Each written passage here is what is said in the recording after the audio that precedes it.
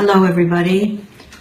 I'm going to give a little talk here in honor of my 80th birthday.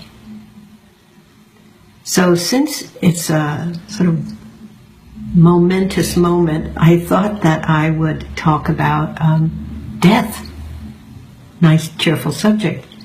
But actually, I really want to talk about death because so many people fear it. And it's really not something that needs to be feared. And the same with aging, actually. So suppose you're 20 years old and you're listening to this and you think, who needs to hear about this? But actually, the younger you are, the better, because I'm going to talk about it as something that you can prepare for throughout your whole life. So I was introduced to this idea a long time ago by my principal teacher, Chogyam Trungpa Rinpoche. And he gave a seminar that was entitled Death in Everyday Life.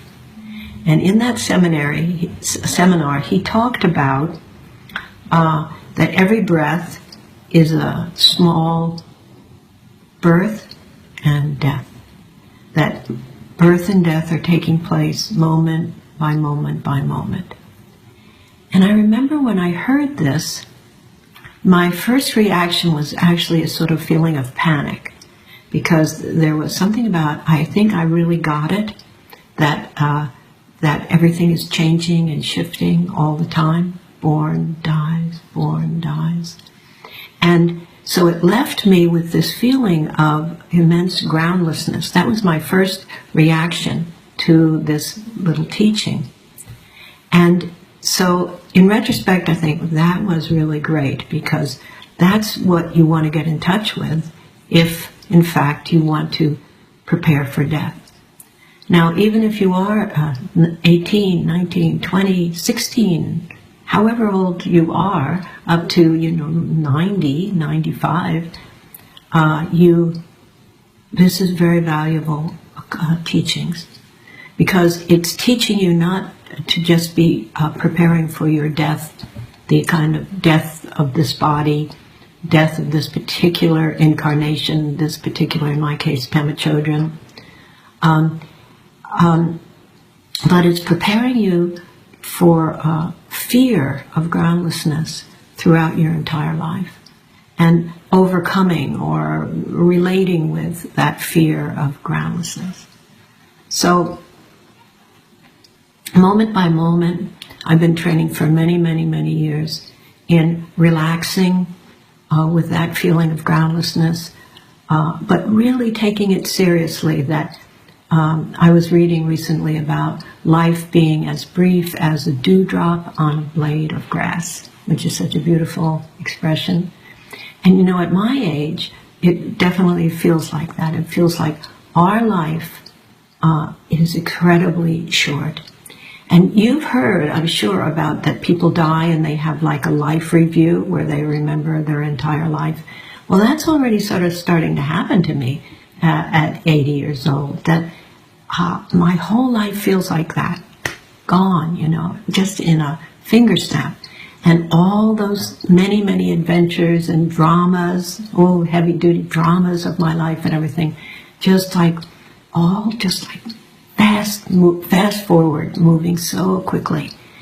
And then I have a feeling, 80 years old, maybe I'll live to 90 years old. I'm not at all eager to live to 90 years old, but that is 10 years. 10 years is really short, and very, very short. So that could throw me into a total panic, But in fact, I've been preparing for years, so I am not afraid of death.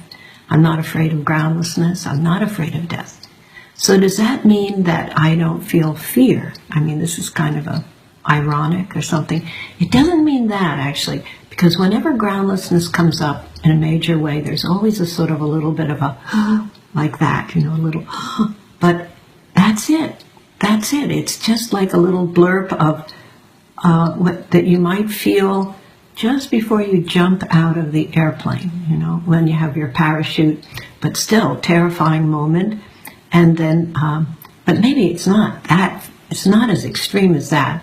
Maybe when you're actually leaving this particular body, it might be that kind of, but the fact is then you just relax, learning to relax into that whole thing. So each moment is a birth, fresh, new. That's a beautiful experience of life. Each moment is a death. It's gone, so precious, so fleeting, like my life. It's all, just from the time I was this little baby in photographs that I have no memory of, to, oh my goodness, my 20s and all the drama of the 20s, and my whole story, which many of you have heard so many times that it's like not very interesting anymore. And but all I'm saying is that just like that. So I'm so glad I've been preparing. I'm so delighted I've been preparing. And so getting used to groundlessness now. And as I say, it doesn't mean there's not fear, but it's like a moment, and then it's a feeling of like relaxing into it. It takes a while to get the hang of it, but just relaxing into it. Just instead of, the first moment of panic is aversion, pulling back, and then it's more like you just lean forward and you relax into it. And then there's this immense feeling of it moving through you, and the fear is gone, and there's just that sense of that things are moving, things are impermanent, there's nothing really to hold on to, and that's a very precious experience of life. It's not like a dismal.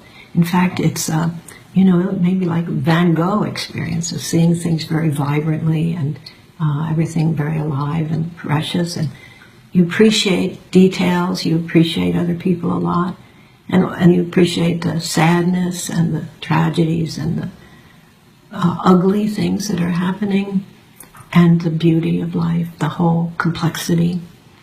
So at this point, Zia Control Rinpoche, who I'm working with, my beloved friend and teacher, he has a prayer that we do as students, and part of it goes like this: when the appearances of this life dissolve, may I with ease and great happiness let go of all attachment to this life, like a son or daughter returning home.